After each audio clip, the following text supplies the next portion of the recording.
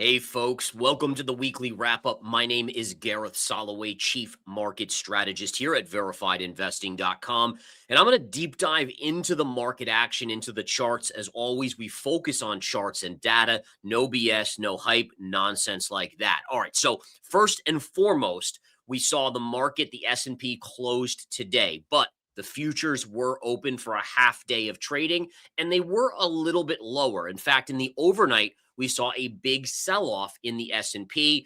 Ultimately, we did bounce back by this morning, only down slightly. S&P futures ended the session today down about 10 points. The Nasdaq was down about 60 points. Now, what I think is so fascinating is that we live in a world now where the stock market, if it goes down one day, the president of the United States gets upset and he releases and pushes news out to make sure that the markets go up the next day. Now, again, that's okay in the near term, but it does build this bubble in the markets that inevitably will come crashing down. Granted, none of us know when, but it is not a healthy way to have a market. The market needs to be able to live and breathe naturally with ups and downs for a healthy environment. Now, what am I talking about here? Well, we saw on Wednesday, the Federal Reserve had their statement, FOMC statement, Kevin Warsh, his first press conference, and the markets freaked out. We saw a big sell-off on Wednesday afternoon, culminating with a close sharply lower on the S&P and the Nasdaq.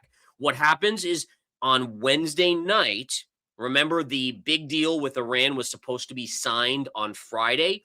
The president moved up the signing to Wednesday evening so that the narrative of what is the Fed doing? Oh my goodness, this is crazy with the Fed and the Fed is being more hawkish. It got flipped over to, oh, we just signed the Iranian US peace treaty, at least the extension of 60 days. The Strait of Hormuz is open now and everything is fine. So it was a narrative shift on purpose, pushed forward to get it done on Wednesday evening to distract away from the Federal Reserve and Kevin Warsh's statement. Now, again, that's part one. There was a second part. On Thursday morning, actually in the overnight, it was announced that there was a deal between Intel and Apple for Intel to supply Apple with chips. Now, normally in the history of the markets, this would be PRs released by Apple and Intel. No, not this time. This was something that the president pushed out. Now, why would the president do that? Well, because he's looking to distract and get the markets to bounce back into a 3-day weekend going into obviously after the Federal Reserve caused the markets to sell. I mean, this is just amazing stuff. We've never had a president that has released news on publicly traded companies themselves. It's always been companies releasing it. So again, just incredible. Now, granted, also you might say, well, how does he know? Well, remember, the government owns a huge chunk in Intel.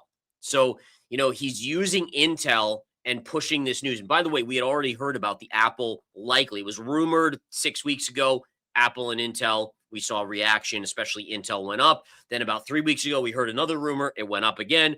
And then here he used this to push that news out. So now you had the deal with Iran inked. All right. That was after the Federal Reserve caused a sell off and an AI Intel chip deal with Apple. And before you knew it, you had the stock market rallying on Thursday, going into a market that was closed on Friday. Now, what we see here in the futures, check this out. The futures in the overnight last night, they sold off sharply. Now, why did we sell off? Because all of a sudden, the negotiations that were supposed to start this weekend between Iran and the US got canceled. So again, and what's crazy about this is, listen, the market's kind of bounced back because again, the right things were said. Oh, we'll have the negotiation, but ultimately, again, you can still see the futures ended a little bit lower. This is where we closed on Friday. You can see we're down about 10 points here, and now the futures are closed for the weekend, obviously, until Sunday night when they will reopen at 6 p.m. But again, it's one of those things where if the markets are down on Sunday night into Monday, you probably get the president to come out and say, oh, well, the negotiations are going to start this week or something to boost it. It's kind of alarming, at least to me, how much he cares about the stock market. Now, you could argue that the stock market is so big at this point with so many trillion-dollar companies and so dependent on the stock market is the U.S. economy that the president has to be this concerned about it. Just a thought. All right. You know, literally, if the stock market drops 10 or 15 or 20% and doesn't bounce back immediately, we'll have a recession. That's how big the stock market is now in terms of market cap. That's how important the AI trade is to the markets. Pretty remarkable stuff. All right, let's go to the charts here, guys. S&P 500. Again, this doesn't take into account the futures being slightly down. But again, we had the first big rollover here, the first lower low. So low, lower low. We had a bounce here. Again, I said we needed 3 down days to solidify a lower high. We did not get that. So I'm still reluctant to say we have a lower high. Let's wait and see next week what the market does. Now, the Nasdaq here is fascinating, right? We had the low, lower low, big drop on the Nasdaq here, the bounce, and then obviously the bounce back. But what I want to do is I want to flip over here. We're going to go to the bigger time frame. I flipped over to the weekly chart. Now, the reason I'm bringing this up is if we flip to the logarithmic chart and we look at the markets here, one of the things we can see is here's your high from 2007 before the financial crisis, right? And just to put it in perspective, the markets fell during the financial crisis from the 2007 high to the lows of 2009, 56% on the Nasdaq. All right, so that was a pretty significant pullback. In fact, percentage-wise, that was the biggest pullback. The second biggest pullback, we had COVID, which was about 33%. And then the bear market of 2021 into 2022 was about 37%. So if we take that high on the logarithmic, the high from 2007, and we connect it through this high, this is what gets my intrigue, right? So you could either put it and connect it through these current highs here, right? High pivot, where it pierces a little bit, in which case we touched it and that created this little sell-off. Or if we put it to the high, this would tell us the Nasdaq still can go a little bit higher, maybe as high as around 28,500 or so. And so the point is that it's really a matter of where we're putting our trend line here. If we connect highest to highest, which is usually what I like to do, then it does show the Nasdaq still has legs for another, let's see what percentage-wise move that would be.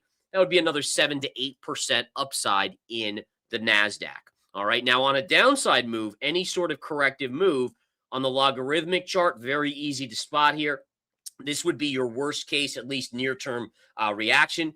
This, again, low pivot from 2020 perfectly connects through the low pivot of 2022 to the low pivot of 2025 on the logarithmic scale, and that would be a drawdown from current levels of about 32%, which, by the way, is kind of the standard, right? We've seen, the drawdown during COVID was in the 30%, the 2022 drawdown, et cetera, all the way through. It's basically averaged the bigger pullbacks since the financial crisis have averaged about 30% on the NASDAQ. All right. So there's just an interesting thing there. Now, I want to go over the 10-year yield. The 10-year yield here, folks, is very, very interesting because we continue to show that it wasn't just about oil of why rates were up. And that is very important because it tells us that the debt of the U.S. is still an issue here for the bond market. Now, if we look at this, we can see very clearly that we've come back into support after a breakout. Now, again, we are making a low, and we basically made the flat low here. We did make a lower high, but notice how this is more bullish. In my opinion, I call this a bullish wedge pattern or a flag pattern, right? So a little bit of this type of pattern. Now, if we break below here, then it fails and rates can go a lot lower. But I would say look to see in the coming week, we're coming to the head of this wedge. Are we going to break out or are we going to break down? If we break out on yields, the markets are not going to like that. If we break down, the markets probably do like that in the near term, unless it's coexisting with a weaker economy, and then that's an issue. All right, now, another really important chart is the U.S. dollar. The U.S. dollar continues to fight inside of this range here that goes back to 2015. It was resistance, then it broke out, then it became support, right? And look, resistance, resistance, resistance, resistance. And look at this move here. And today the dollar was open for a period. It was up and it came back in. And so we're starting to see this weakness. Now, this again, to me, is resistance until proven otherwise. In other words, if we break above here, okay, now we're in breakout territory like we saw over here, right? Where we went all the way up and we had a strong dollar. But that's not where we are. So the dollar to me still is weak unless it breaks above this 101.50 level on the DXY. Now, a couple issues here, right? So number one, you would assume with the dollar pulling back today, gold would have actually gone up. No, Gold actually fell again today. So again, gold continues to act very weak relative even to the US dollar. Now, the last couple days, the dollar was up, so it made sense why gold pulled back. Today, not so much. Granted, a weird day because the stock market was closed, but nonetheless something to keep an eye on. All right, the other thing too is the US dollar yen. All right, the dollar yen, this is important, guys. The last time we were up at this level, and by the way, we are at a perfect double top on the dollar yen right here. Okay. We had a massive sell off in the market. Okay. This was a big sell off in 2024, July into August of 2024. If we go back to the S&P and we flip over here, let's go back to 2024. And this was where it occurred right here. Look at this breakdown in the markets. Now, in hindsight, it doesn't look that big, but percentage wise, this was a very quick drop of about 10% in 3 weeks. 3 weeks, 10% downside. And it coexisted with the dollar yen, okay? The dollar yen here. And let me just go back here on the charts. This is the 10-year yield, but let me go back here. That was with this here, right off of this high pivot. So keep your eyes on this. If the dollar yen breaks out here, that tells us that the yen is weakening. The carry trade comes into play here, which is again where essentially people are borrowing in Japanese yen or borrowing from Japan and investing here in the US because the interest rates work for our favor in that trade. And that's the carry trade, right? But the point being, again, is that this is a warning sign. Watch to see in the coming week, does the dollar yen break out to the upside? This would be very big for the markets, something that needs to be on your radar. The other side, and I mentioned interest rates, here's we had this big move.